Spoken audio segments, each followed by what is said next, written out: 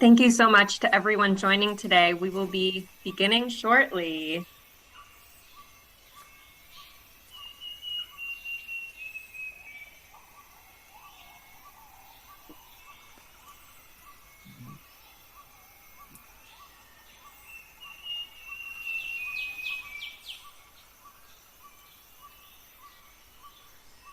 Thank you so much to everyone joining. We're just going to give attendees a few more minutes to log in here, and then we'll begin.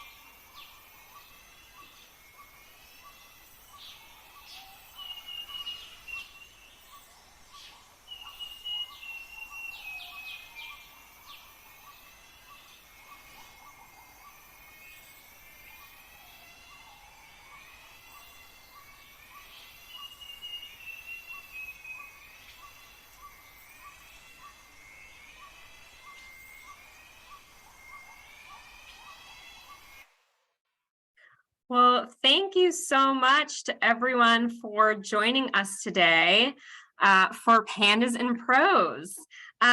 Before we get started, my name is Jenna Bonello, and I just wanted to go over a few logistics for you. As you were coming into the Zoom, you were welcomed by sounds of the Borneo jungle from the Biome Health Project, and we thought by playing a little bit of nature's music was the perfect way to kick off today's conversation. So today, this is a Zoom webinar, which means that all participant cameras will be turned off and your audio is on mute, but please ask questions throughout via the Q&A feature. And then we'll also be monitoring the chat too. So please feel free to use either and to provide any comments that you'd like. And this event is being recorded. So without further ado, I am joined today by Dave Thau, WWF's Global Data and Technology Lead Scientist. He joined WWF in 2019, bringing with him over 30 years of software development experience. Prior to WWF, he worked at Google, where he helped launch Google Earth Engine, Google's geospatial big data processing platform, and managed developer relations for Google Earth Engine and Google Earth Outreach. Thau holds degrees from the University of California, Los Angeles, the University of Michigan, Ann Arbor, and a doctorate in computer science from the University of California, Davis.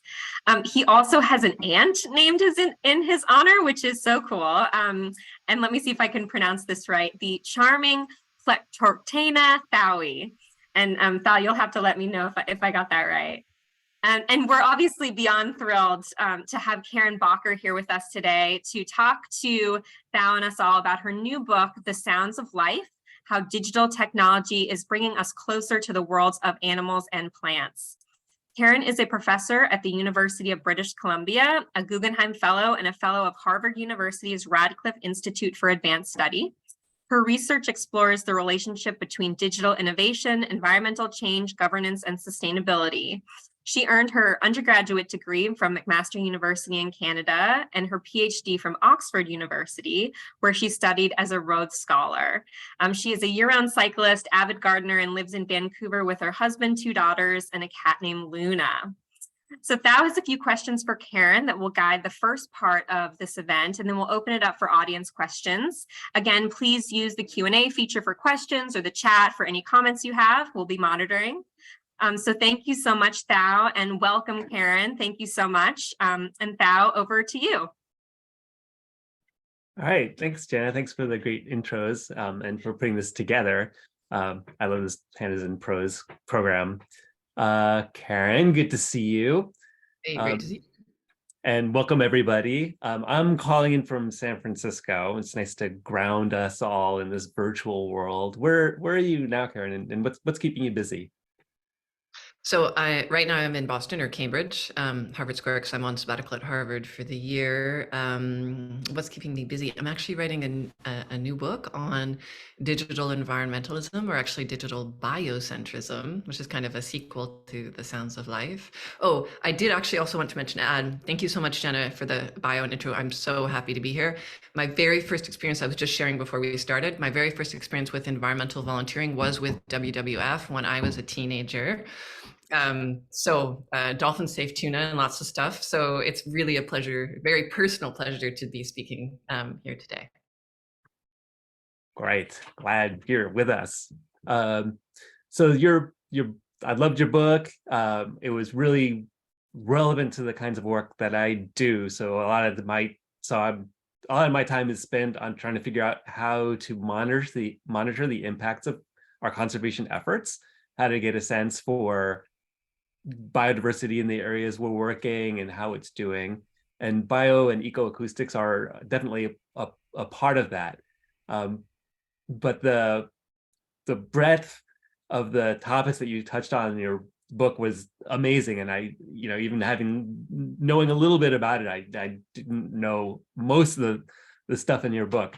It was very, very relevant for me. And I thought I'd just start off by asking you, you had a lot of themes and touched on a lot of topics. Could you tell us a little bit about the overall narrative that you brought to the book and some of the big arguments in there?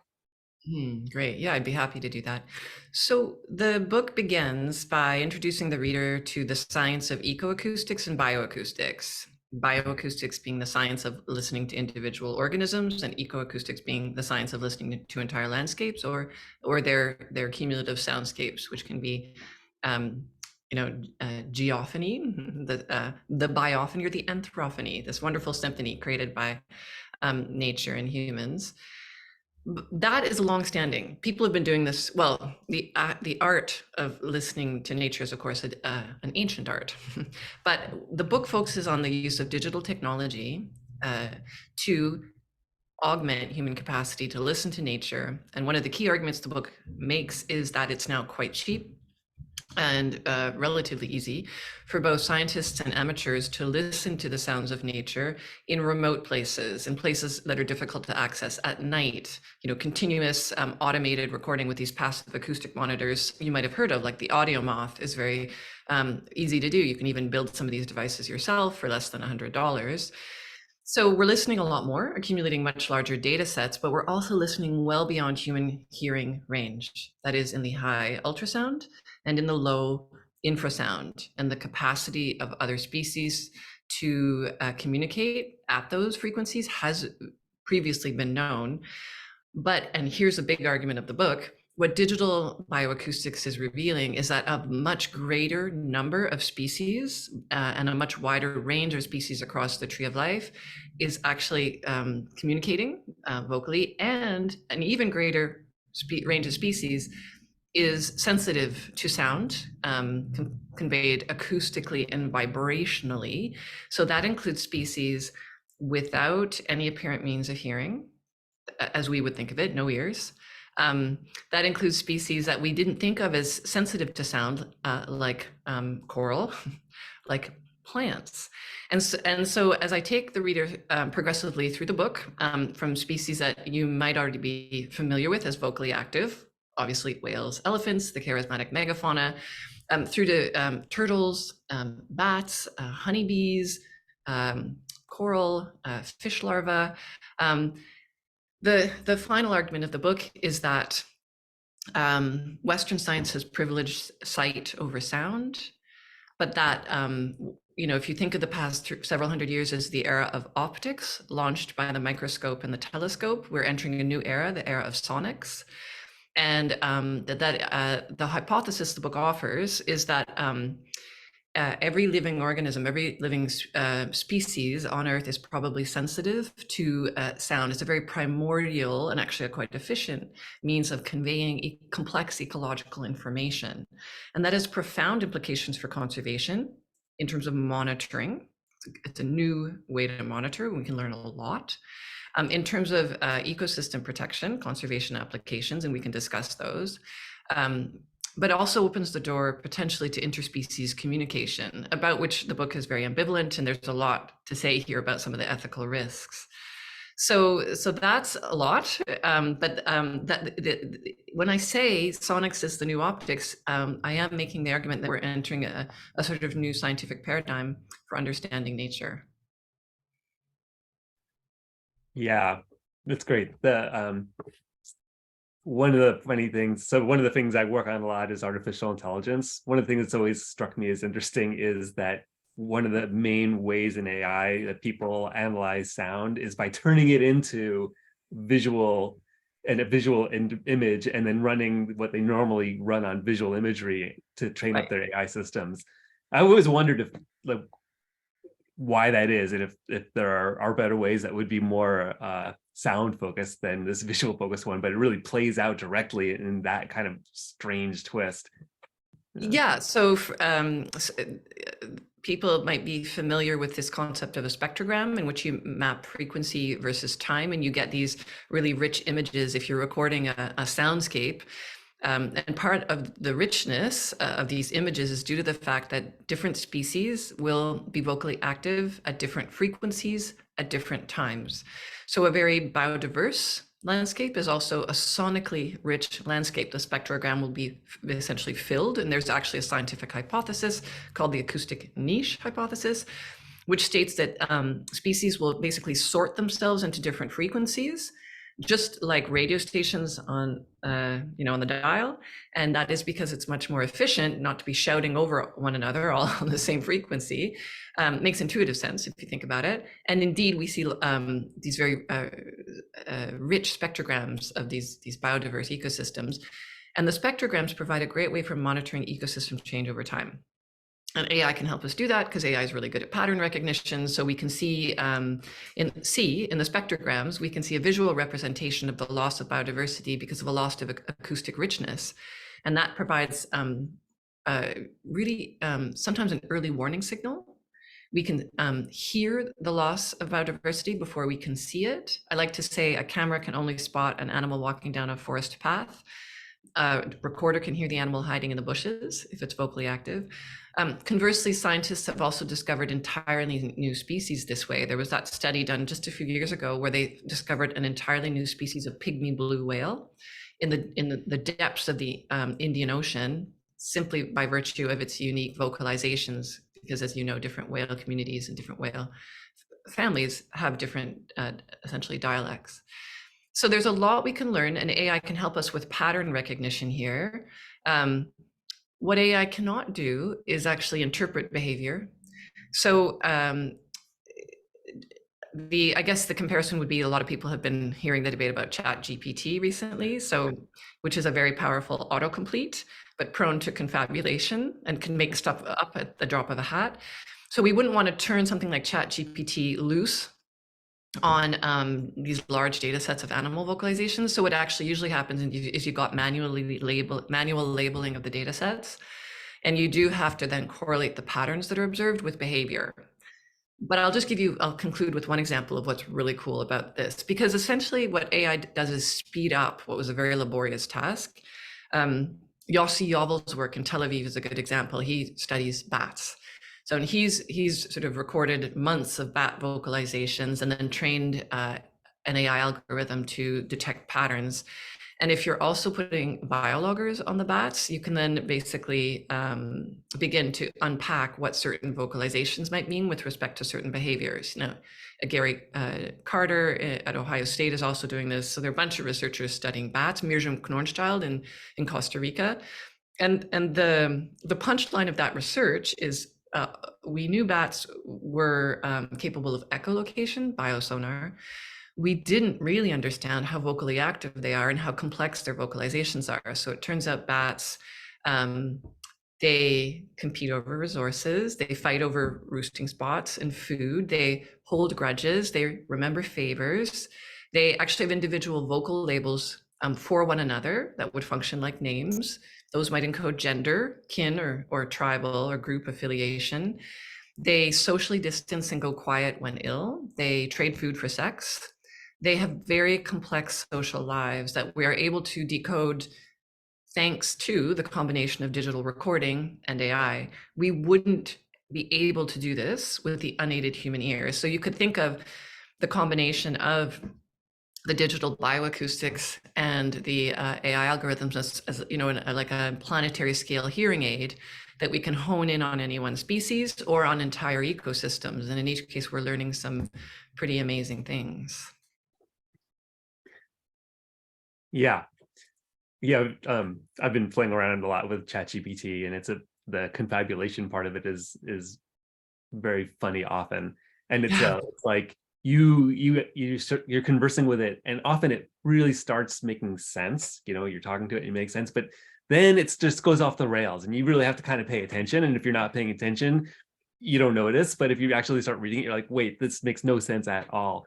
So that right now there are definitely limitations, and that you touched on it a little bit in what you just said. So there are clear applications of these techniques for conservation, and you mentioned some of them. One of the things that I really liked about the book was the breadth of species that you talk about. Like one of my favorite examples was seagrass, the impact of sound on seagrass. That was amazing. Can you talk more about the conservation impact or like limitations to these techniques on conservation? For sure. So I guess the first bucket would be monitoring. So, as I mentioned, continuous 24/7, 365 days a year in remote areas with much less invasive than human monitoring. So the sheer augmentation of our monitoring capability is amazing, and we can derive a lot of information from listening, combined in some cases with other digital tools like satellite data or biologging. So the monitoring, one bucket, and there are lots of examples in the book. Then a second, and that can be done in near real time. So what digital tech, and this is sort of something I talk about in my next book, is quite powerful at, is reversing two key constraints of 20th century environmental governance. We used to have a scarcity of data.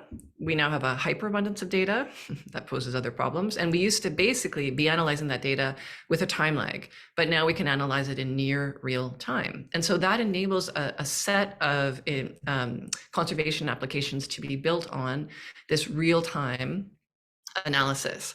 So an example I like is the training of AI algorithms to basically be like listening posts in the forest. Some of the work at Cornell, the early work at Cornell led to this, their elephant listening project, where the AI algorithms they were training on forest elephant vocalizations also picked up the sound of poachers, of gunshots. Unasked, the AI was finding those patterns. And then we can translate that into real-time identification of gunshots and triangulation of location, and maybe a more effective means of identifying when poachers are present. Another application that I think, so that's another set of applications, these real-time sort of surveillance. And of course, there's a lot of critiques around surveillance capitalism and eco-surveillance and the militarization of conservation that we would want to discuss. But those sorts of applications are being rolled out. So that's the second bucket. And then the third bucket is a set of applications that essentially then feed back this information in a novel way to essentially create greater protections for endangered species that wouldn't otherwise be available. A great example is the work that's being done on both coasts of North America with respect to endangered whales. The North Atlantic right whale is a good example, only less than 400 North Atlantic right whales left. With the very rapid rise in sea surface temperatures in the Gulf of Maine in about 2017, that population had to move because the copepods on which they rely as a major part of their diet, that population crashed. So they ended up in the Gulf of St. Lawrence, very, very busy shipping and fishing area. And so what's been implemented there is a very cool bioacoustics based regulation approach, which I think you're going to see a lot more of. And the core of that approach involves the real-time identification of the whale's location and then real-time implementation of the regulations. The ships have to slow down and get out of the way. Fishers have to leave. The fines are up to $250,000 if they don't. So essentially what you get is a very interesting, almost historical irony. You know, less than 100 years ago, we were harpooning or machine gunning these whales. Now we've got a population of less than 400 whales controlling the movements of tens of thousands of ships in a watershed that's home to 45 million people. And essentially we've created whale lanes that take precedence over shipping lanes in the ocean.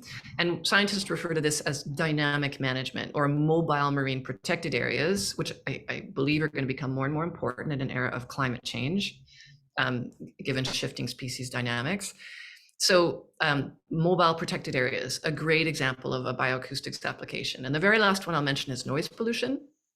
We're just waking up, and the book concludes by talking about the tremendous risks of noise pollution. We know the risks for humans: cognitive impairment, developmental delays, stress, heart attack and stroke risk are elevated. Some major studies coming out of Europe saying that even the amount of background noise we would accept as normal in most cities increases your risk of dementia. I mean, so it's bad for humans, noise pollution, but it's tremendously bad for other species, particularly in aquatic environments where the sense of hearing is so important. And the study that illustrates this most profoundly, I think, is this study you mentioned, Thau, of Posidonia oceanica, Mediterranean seagrass. It may be some of the oldest living organisms in the world. They're clonal. The estimate is between 100,000 and 200,000 years old, some of these seagrass colonies. And researchers in Barcelona recently did a study where they put some of the seagrass in a tank and exposed it to high levels of noise, analogous to loud motors or seismic airgun blasts. They had previously done work on the impacts of noise pollution on cephalopods. But what they found when they put the seagrass in the tanks was that there was a very profound damage to the plant, and particularly to a specific organelle that the plant uses to orient itself to gravity, and also damage to the fungi that help the plant absorb nutrients. So the analogy would be, imagine if you were exposed to a loud blast of noise, you would lose your hearing, but you would also, your stomach would no longer be able to absorb nutrients, and you couldn't even walk because you couldn't orient yourself to gravity. That's how profound the impact of noise pollution is on these plants, which gives rise to the following hypothesis that scientists are now advancing, that it's actually noise pollution that has been the cause of the rapid reduction in seagrass we have seen globally, very concerning, carbon sink, biodiversity reservoir, but also effects on lots of other species. There was a headline recently in Science about noise pollution from motorboats, tourist boats, scrambling the eggs of baby fish. So I think what noise pollution, the punchline of the book, and the final conservation application, is one of the greatest environmental and human health dangers of our time. It's not very well recognized. So this overhaul in environmental regulations and a set of new conservation goals around noise pollution is on the horizon now, thanks to all this science. Right. Yeah. Along with light pollution and plastic pollution as well. Yeah. But the sound pollution definitely has not gotten as much press as the other ones. So yeah, good to hear it moving forward. You touched a little bit on the impact of sound on lots of species, and earlier you talked about sort of species interactions. And one of the chapters in your book is called like Internet of Earthlings, which is a lot about the interspecies interactions. And actually I think my favorite chapter in the book was about was the honeybee chapter, and about the vibroacoustics of honeybees. And in there you have an example, or you talk about the San people who have been working with bees to identify honey, and also like interaction between people and birds and bees. Can you talk a little bit more about that, and whether you can see sort of interspecies communication working into conservation?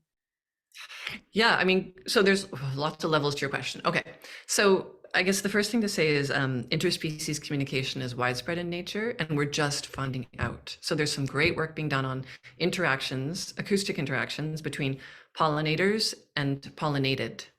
So some recent research just in the past couple of years demonstrating that certain plants have evolved to be very acoustically attractive to bats. Their shape might be acoustically invariant to bat sonar. Their shape might, bounce back the bat biosonar in a really effective way, attracting the bat's eye/ear.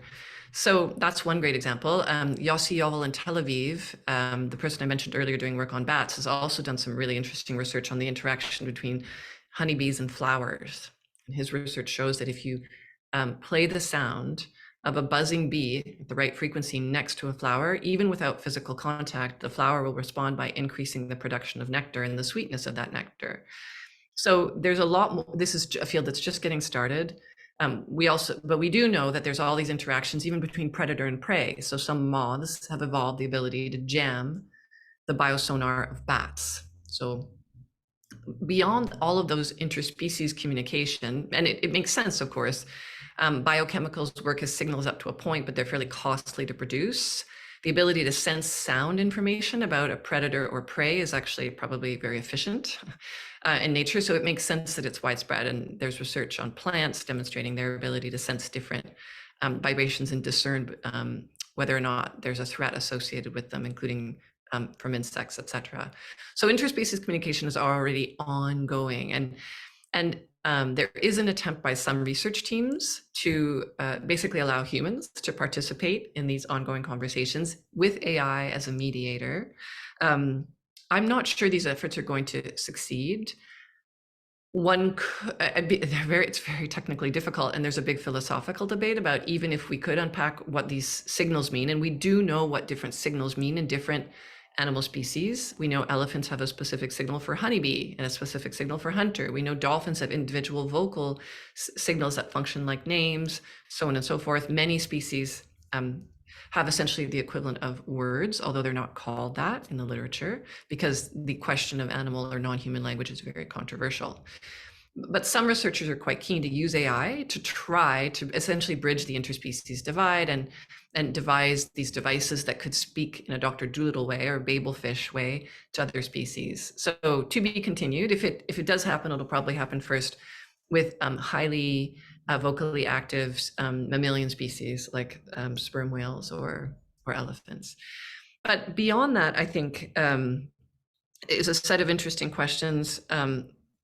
Ethical questions, why would humans want to eavesdrop on other species? What are the ethics of doing so? We haven't asked for consent. If we understand these other beings to be akin to non-human persons, should we not be thinking about issues like data privacy?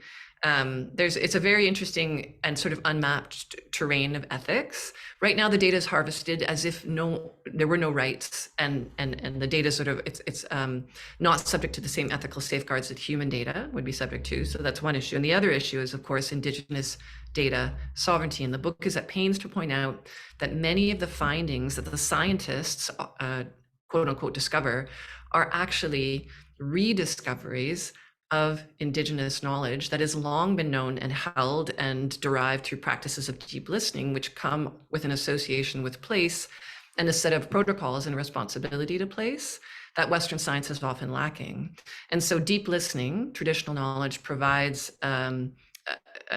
if you like, an ethical space in which to be addressing some of the questions I just raised. But we also need to be attentive to indigenous data sovereignty. A lot of the data is being extracted from indigenous lands.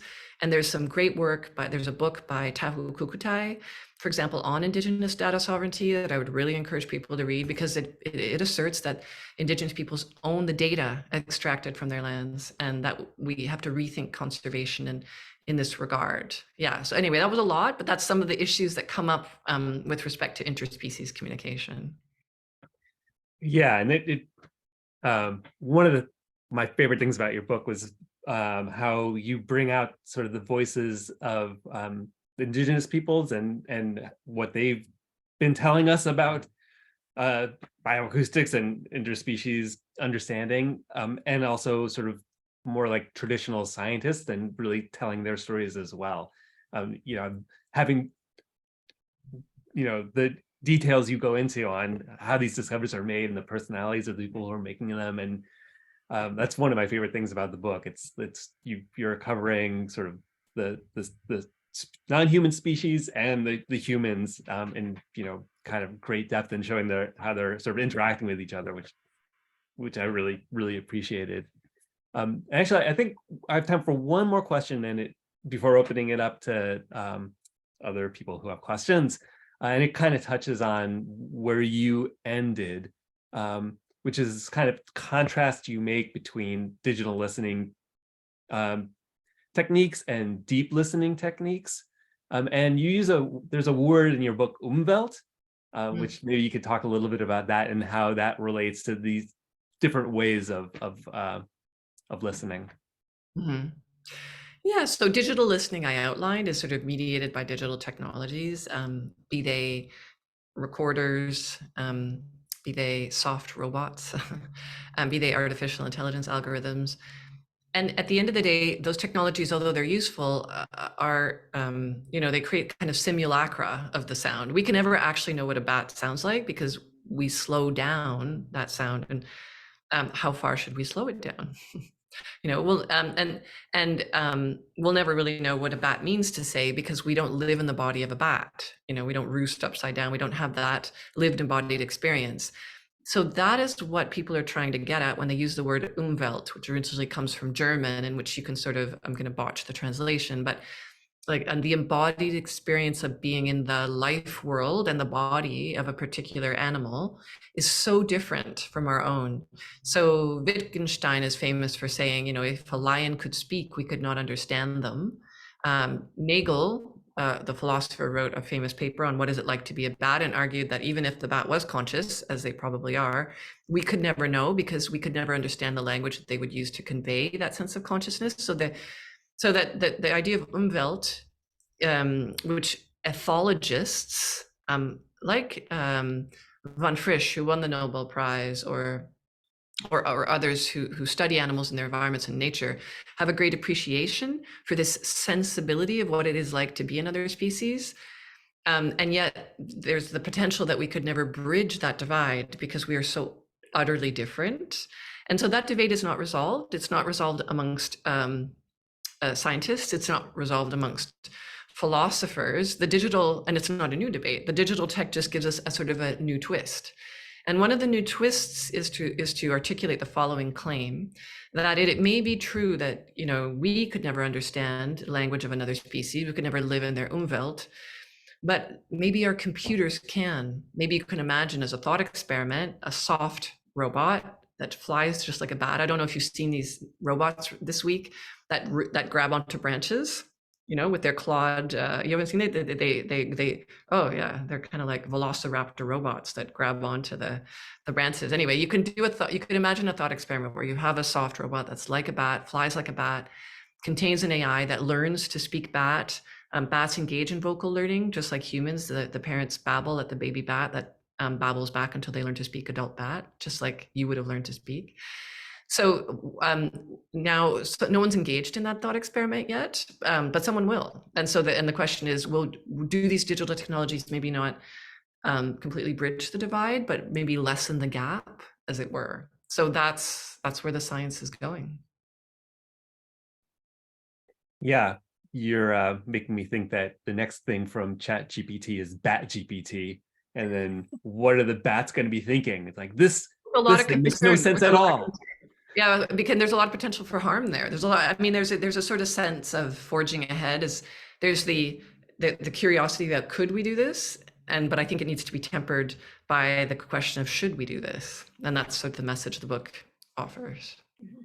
Yeah, and I think the first time we met was on a panel having to do with AI, and you said that like there's the what can we do and what should we do, and that distinction that really resonated with me, and I think that's one of the things that you said that really started our conversations. And it's something I think about every day. I feel like that's such a great life lesson for a lot of things in life. But thank you so much both for this great conversation. We've had a few audience questions come in. And also I just wanted to say to those joining us today, Karen has graciously offered a 30% off code for her book for those of you who haven't had a chance to read it yet, or for friends and family. So I'm going to go ahead and pop that in the chat right now. But so to get at audience questions, I will start here with the first one that comes from Jessica. And Jessica asks, are there any technology developments currently underway which can assist people with disabilities to perhaps interact with or experience nature more intimately? And if there aren't any, what do you all envision could be opportunities in that regard? That's such a great question. Thank you. I mean, there, not in this book, but in the new book I'm writing, I have a chapter on augmented reality, virtual reality, mixed reality applications that would allow you to experience different environments without actually visiting. And there's some pretty powerful evidence about how I know, if you've never done one, it probably sounds a little silly that putting on, and with all the debate about the metaverse at the moment, everyone's rightfully skeptical, and yet the work that's being done at Stanford by Jeremy Bailenson and others shows that the experience you can have of a rainforest or of a coral reef that's undergoing bleaching due to climate change, that can actually have a pretty profound effect. And so and of course, there's been some really interesting use of VR by animal rights organizations, VR in factory farm settings, et cetera. So we're fairly sure that this kind of experience can cultivate empathy, can cultivate also a longer lasting change in environmental behaviors. So some of those might be adapted to assist people with disabilities, and Jeremy Bailenson at Stanford is actually doing that. But on the acoustics question, I think also for people who are visually impaired, it's very interesting to think of a set of technologies that allow them to experience nature through sound, through these acoustic sound walks. And there's a lot there for people who are visually impaired that's pretty exciting. They can also get involved in citizen science. There's a lot of work that people can do to label data sets or just listen live to different recordings. So those are some of the areas that people are working on. And you're right, I wish there was more of it. No, that's great. And WWF has actually experimented a bit in the VR space. For those who aren't familiar, I encourage you to check out our WWF Together app, which has some fun interactive tools related to VR. Our next question comes from Nicole. She says, thanks, Karen. Looking forward to reading your book. Could you please share some thoughts as to how bioacoustics can be used to assess abrupt and slow onset impacts of climate change on specific animal or plant species and entire ecosystems? Great question. So there's a fantastic paper written by some of the founders of Eco Acoustics, like Almo Farina and Jérôme Sueur in Italy and France, and the phrase they use, which is quite evocative, is climate change is breaking the Earth's beat, because the Earth has essentially the seasonality of different ecological phenomena has an acoustic dimension, and of course, acoustic communication is very dependent on the sort of biophysical conditions. So, for example, sounds will travel a certain distance in a certain air of a certain humidity. That, by the way, is why you're more likely to hear birds vocalizing at dawn and dusk. It's a very propitious time because the air is more humid and sound will carry farther with less expenditure of energy.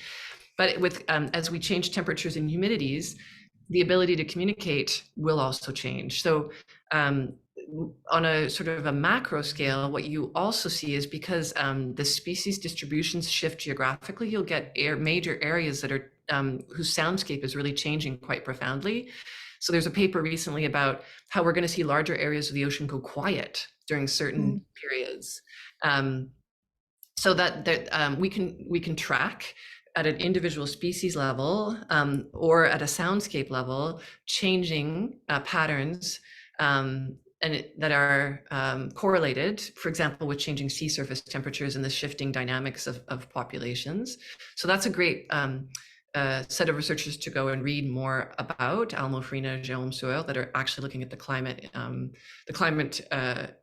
if you like, the use of bioacoustics to document climate change impacts and track them again in real time. And I keep going back to this point, the amount of data we can now gather and the real-time analysis we can apply to enable real-time responses we're just at the starting point of this. And there's a lot that can be done on the basis of these technologies. A great example I'd like to give is pop-up wetlands. So you might have heard of the work of the Nature Conservancy with eBird, the big Cornell birding community. So you've got lots of data on where the birds are, but the birds are migrating in different patterns because of climate change. And so the Nature Conservancy and eBird partnered, and what they did in the Central Valley in California was essentially set up a reverse auction system that with very little notice, basically almost in real time, would let farmers know that migrating birds were arriving and offer to pay the farmers to flood their fields or to keep them flooded longer. And there's a couple of great papers that just came out in the past couple of years showing that this did increase abundance and diversity of birds. So that real-time response, pop-up wetlands, it's not only bioacoustic data, it's often combined with other data like satellite data, but you get the point, these real-time responses. So my point is it's not only about monitoring the impacts of climate change using acoustics, it's then using that data to invent these real-time responses that can really make a huge difference. That's great. And hopefully we'll be able to do it fast enough. So we have another question here from Tara. She says, Dr. Bakker, you write about the emerging field of phytoacoustics and the idea that we might be able to communicate with plants, which is controversial because of the ethical implications, as you've mentioned. Do you agree that the ability to communicate through sound indicates sentience or a responsibility to follow stricter welfare regulations? Wow, there's a lot there. Okay, so the plant chapter is very cool. And there was a, where do I start? Okay, so there are a number of studies which demonstrate that plants emit sound in ultrasonic frequencies. The sounds are different depending on the state of the plant. So Yossi Yovel, again, a very cool researcher, did this cool experiment where he recorded tomato and tobacco plants, I think, making ultrasonic sounds, very faint, high sounds. Well-treated plants, dehydrated plants, and stressed plants, they'd been cut. So they recorded these sounds and then they trained an AI algorithm, and an algorithm could tell you tomato plant is healthy, tomato plant is, thirsty, or tomato plant is injured just by listening to the sounds. Now we know insects can hear at those frequencies. So the plants are essentially broadcasting ecological information. What other species do with it, we're not quite clear.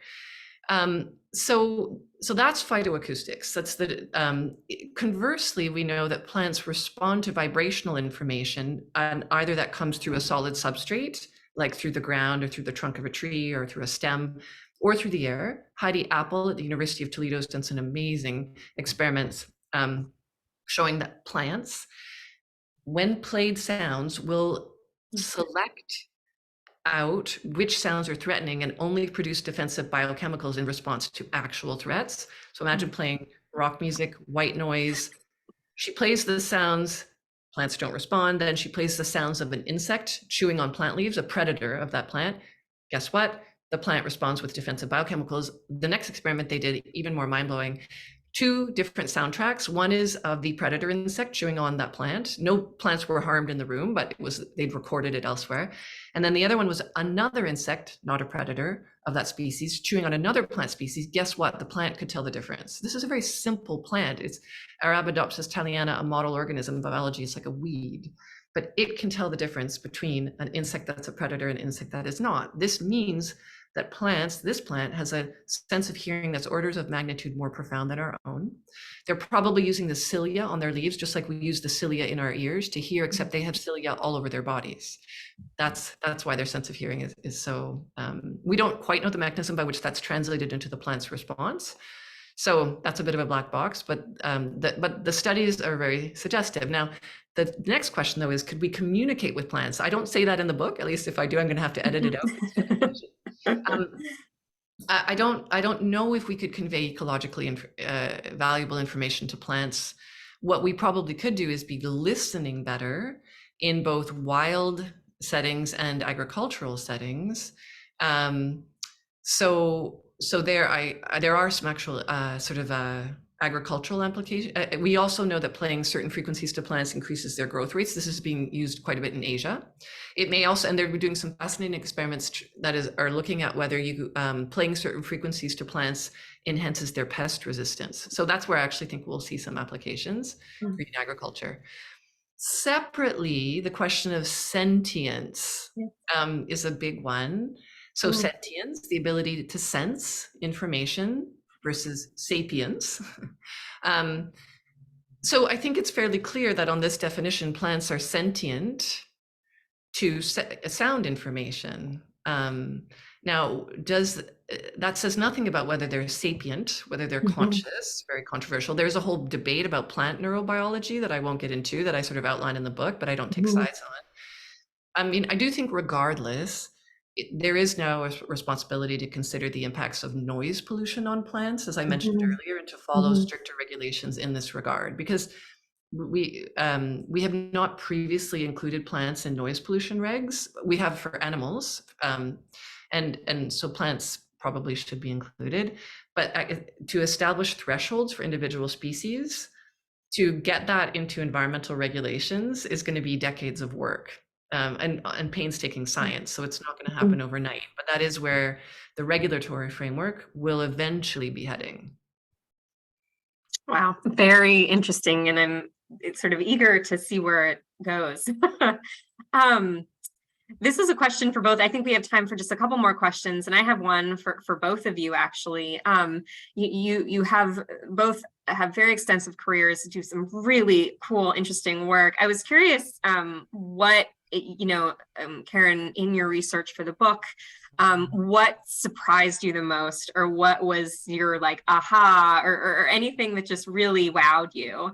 And then Thau, similar question for you, just in your work for WWF, sort of what has surprised you recently in the work that you've done? So Karen, I guess first over to you. Yeah, I mean, great question. I think one of the things that surprised me is the extent to which Western science had simply overlooked something that was so obvious. The technologies, the analog technologies would have allowed us to do a lot of this, by the way. The digital tech just sort of speeds it up and makes it cheaper and means a lot of non-experts can be doing the work. But the fact that we just chose not to listen. And it's so interesting to me in each era of science, how there's certain things we look at and certain questions we ask and other questions we simply don't ask. And the people who ask these questions, these what if questions that are a bit paradigm shifting, are not always treated well in the early stages of their research. A lot of the stories I tell in the book are about how these scientists were laughed at, sworn at. They had their lapels shaken at conferences, which is like a big deal for academics. So, that surprised me, honestly. And it just, the book is abundantly referenced. There's a lot of science in there, but it's clear that science has limits, and some of the limits are self-imposed. And it's like we have blinkers on, and we kind of closed our ears. And so we closed our minds and we closed our hearts. And so I think that's one of the things that surprised me the most. Thau? Yeah, and those parts of your book were some of the ones that I found most amazing. You have a story about a researcher who, I think it was a woman, she wanted to do research on turtles. She was convinced that turtles... Camila Ferrara in Brazil. Yeah, conservation. Yeah, and I think her advisor said, like, you're doomed if you go that route. You're not going to he laughed at her. You're not going to get your PhD. Yeah. Nuts. And there are lots of examples of that. Or, similarly, like there was an example of community listening to ocean activities by putting their ears to oars. Yeah. And in Alaska. Yeah. Right. And that being like some kind of, huge, like the discovery of this from the Western scientists was like a revelation. And it's like, well, we've been telling you this the whole time. Yeah. Like those stories were amazing. What you're that kind of surprise of like, why are we blind to something is, I think, one of in my work, and especially involved in bioacoustics, it's one of the things that I found surprising is how little integration of different kinds of sensors we're doing to help monitor impacts of conservation actions. You, Karen, have said in the past, we shouldn't do any monitoring when we don't have an intervention in mind. And then, for me, similarly, the version of that is like, we shouldn't be doing interventions unless we can see what the impacts are.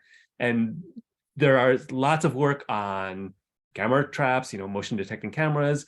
There's research on bioacoustics, there's eDNA, there's tons of satellite data, but the number of projects that are integrating all of those in order to do long-term impact monitoring of conservation efforts, we're going there, and especially keeping climate change in mind, like we're going there, but the sort of nascence of this work has been surprising to me. But it's also exciting to me. I think it's that we are going there now, and with the help of these new techniques, and a lot of the stuff that Karen talks about, you talk about in your book, that brings me hope. Well, that's a perfect segue, Thau. I think you had one more question for Karen to close us out. Actually, yes, it was about hope. So I think people who work in technology are generally optimistic. You're moving things forward and progressing. So I think technology focused work is optimistic in general, but in the work that you're doing now, in the book that you're working on now, and your entire career, what do you find is bringing you hope now?